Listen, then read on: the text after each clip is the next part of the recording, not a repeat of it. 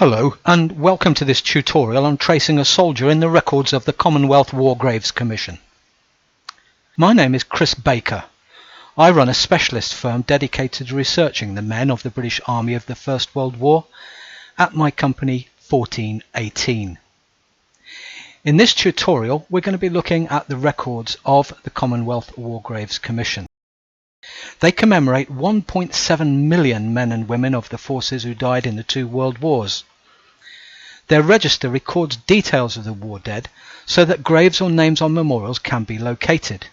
And we're going to be looking at their website at cwgc.org. By following the tutorial, you'll learn how to efficiently search for details of an individual casualty. You won't find the same records for everyone. Depending on the details recorded at the time, you'll be able to find a combination of military and personal details of the casualty and where they're buried or commemorated. Their website has been developed over recent years and the original records have been digitized for our use. So let's take a look at the website. It's a very comprehensive website with many sections, some of which are very useful background information about upcoming anniversaries of the wars, historical material about the First and Second World War, and so on. There's an extensive section on how to find an individual cemetery, but we're going to take a look at this section, which is about finding war dead, and in particular an individual soldier. On clicking that, you're presented with a search form, and you can fill in as much of the detail about the individual as you know.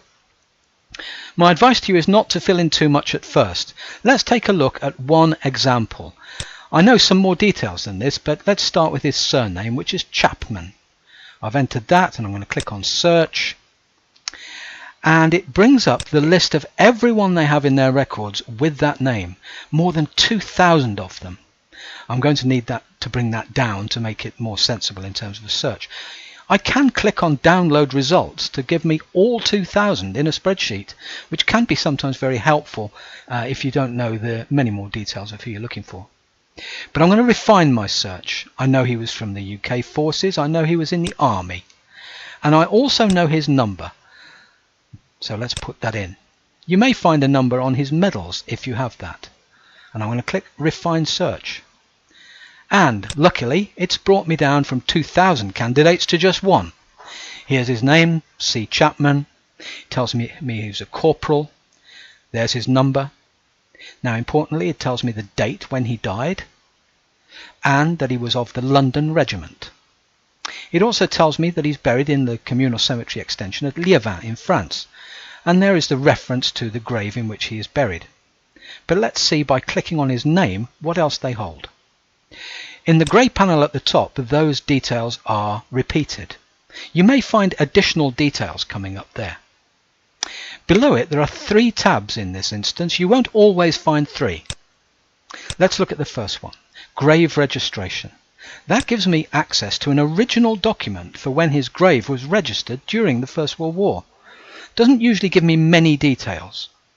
The cemetery register, the second one on the right, was compiled when the cemeteries were being created. So were these things, details of the headstone that was put up above his grave. These can be very useful in tracing details of next of kin. But here's one that doesn't appear in every case. It's concentration. This man was exhumed from his original place of burial and reburied after the war. Here's a document that tells me all about it. You can look at these things on the website by using this lens to look through to the details, but I find it very difficult to use, and when I click on the expand sign it doesn't do a great deal.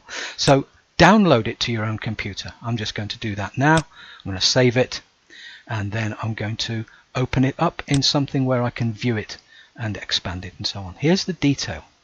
This is most useful. This tells me that it was a reburial. I find his name on the page. There he is down towards the bottom right. There's Chapman. You can see it. It tells me he's in the 20th Battalion of the London Regiment, and it gives me an earlier number that he had. It also tells me exactly where he was found before he was exhumed. This is a grid map reference or a trench map reference that I can use to find exactly where it was. It even tells me who found him, 200th Labour Company. Doesn't give me much of a date on this particular document, except there is a 1923 down at the bottom, but I've saved that down for further reference. So don't forget, have a look at all of those tabs and download all of those documents that you've got. They can give you tremendous information about the casualty. There's information about the individual cemetery too. Some good photographs usually on the website. There's a downloadable plan of the cemetery to tell you exactly how it's laid out, and you can even download a spreadsheet of all of the casualties buried within that particular cemetery. Now this one was expanded after the war. There's a historical description of it. It was expanded by bringing in men from smaller cemeteries, and my man Chapman was almost certainly brought in from one of them. If I look at the grid map reference, it'll match with one of those descriptions.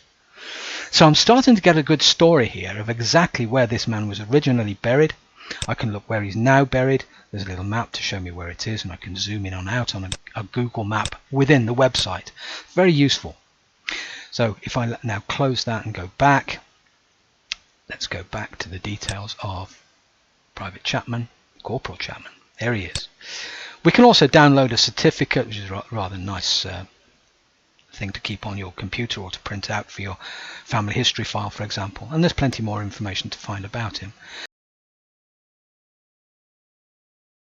Once you've extracted the details from those documents, there are other things you can look for in other sources.